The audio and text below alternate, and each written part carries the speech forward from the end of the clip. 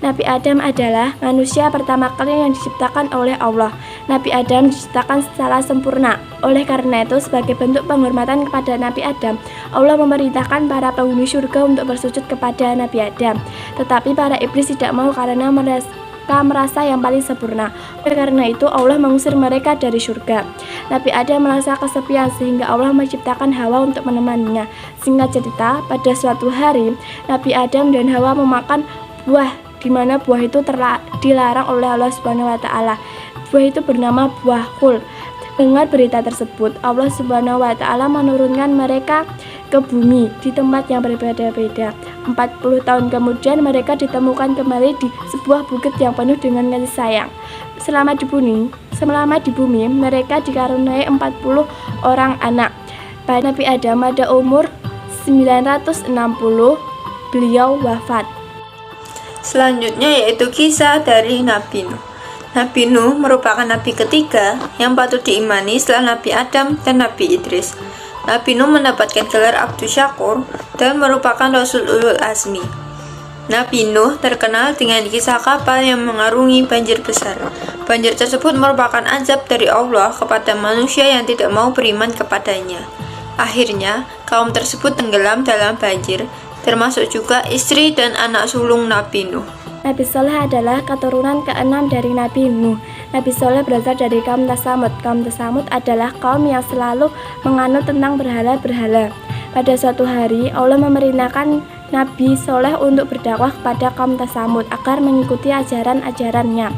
Tetapi hanya sebagian kaum Tsamud yang menerima dakwah tersebut dan sebagiannya tidak. Tetapi orang yang tidak menerima dakwah tersebut karena mereka tidak mempercayai adanya mukjizat dan keajaiban dari Allah. Hingga satu hari Nabi Saleh minta mukjizat kepada Allah Subhanahu wa taala. Allah Subhanahu wa taala memberikan mukjizat, yaitu Nabi Saleh dapat mengeluarkan seekor unta betina dari batu karang.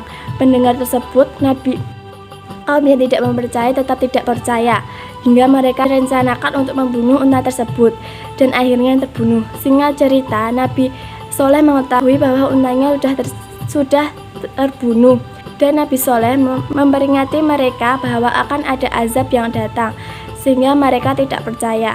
Dan akhirnya 3 hari kemudian azab pun datang dan kaum Tsamud musnah dan hancur. Kisah Nabi Yakub.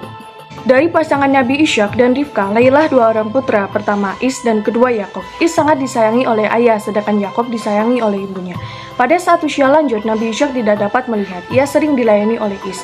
Pada suatu hari, Rifkah menyuruh Yakub agar menyiapkan hidangan untuk ayahnya sebelum dilakukan oleh Is. Sesudah menyiapkan ayahnya mendoakan Yakub agar keturunannya menjadi nabi dan raja. Is yang mengetahui bahwa adiknya mendapat doa yang baik, menjadi iri. Is bahkan mengancam akan membunuh Yakub agar keturunannya tidak menjadi nabi dan raja. Untuk menghindari usaha tersebut, Ishak menyuruh Yakub agar pergi ke negeri Paddan Aram di Irak. Di sana ada pamannya yang bernama Laban bin Badbeh. Akhirnya ia sampai di Irak dengan selamat dan bertemu dengan pamannya. Ia akan dikawinkan dengan putra pamannya dengan syarat mengembalakan ternaknya selama 7 tahun. Yakub wafat pada usia 147 tahun dan dikebumikan di Gua Mahlepa di Hebron. Kisah Nabi Yusuf. Yusuf bin Yakub adalah salah seorang nabi dari Bani Israel yang memiliki kedudukan sebagai nabi sekaligus raja. Bagian detail dari kehidupannya diceritakan dalam surah Yusuf. Oleh saudara-saudaranya, Yusuf dibuang ke dalam sumur. Namun setelah beberapa lama, ia diselamatkan sekelompok orang yang kemudian menjadikannya budak dan dijual ke pembesar Mesir. Ia memiliki kemampuan menafsirkan mimpi sehingga ia mendapatkan perlakuan istimewa dari raja dan akhirnya mendapatkan posisi di kerajaan. Kisah cinta Yusuf dan Yulaikha adalah kisah Qur'ani yang sangat masyhur. Yulaikha tergila-gila dengan ketampanan Yusuf dan ia menggunakan berbagai cara untuk mendapatkan Yusuf.